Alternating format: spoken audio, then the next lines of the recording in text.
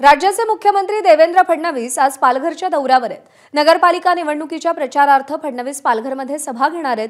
अलीकडेच शिंदेंनी देखील पालघरमध्ये सभा घेतली होती आणि त्याच वेळी अहंकारावरून शिंदेंनी थेट भाजपवर निशाणा साधला होता। पालघरमध्ये एकनाथ शिंदेंनंतर फडणवीसांची सभा पार पडतीये। या सभेतून फडणवीस आता शिवसेना शिंदे गटावर निशाणा साधणार का हे पाहणं महत्त्वाचं ठरणार आहे।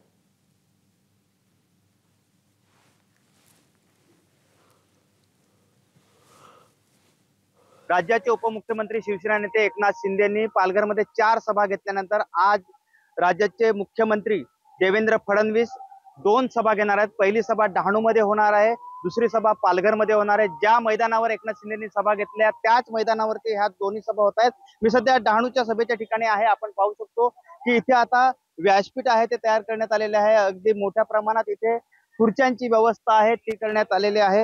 एकूणच पाहायला गेलं तर डहाणूमध्ये भाजप विरुद्ध शिवसेना असा सरळ सामना आहे तो रंगणार आहे। भाजपकडून माजी नगराध्यक्ष आणि भाजपाचे जिल्ह्याचे अध्यक्ष भरत राजपूत निवडणुकीच्या रिंगणात आहेत, तर दुसरीकडे माजी उपनगराध्यक्ष आणि नगरसेवक हे शिवसेनेकडून निवडणुकीच्या रिंगणात आहेत आणि भरत राजपूत विरुद्ध राजेंद्र माच्छी असा सामना हा रंगणार आहे। अगदी शिवसेना नेते आणि उपमुख्यमंत्री यांनी मोठ्या प्रमाणात जे त्या दिवशी भाषण केले होते आणि त्याच्यामध्ये काही मुद्दे जे आहेत ते उपस्थित केले होते।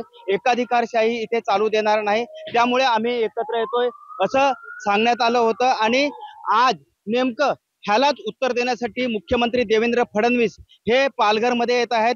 दुसरीकडे पालघरमध्ये सुद्धा जे जिंदाल जेट्टीबद्दल वक्तव्य आहेत उपमुख्यमंत्र्यांनी केलं होतं आणि ह्या ज्या 4 पालघरमधल्या जागा आहेत त्या आम्ही जिंकू असंही एकनाथ शिंदेने सांगितलं होतं। मात्र आज ह्यालाच उत्तर देवेंद्र फडणवीस कसं देत आहेत हे पाहणं महत्त्वाचं ठरणार आहे। संतोष पाटील, एबीपी माझा, पालघर। एबीपी माझा, उघडा डोळे बघा नीट।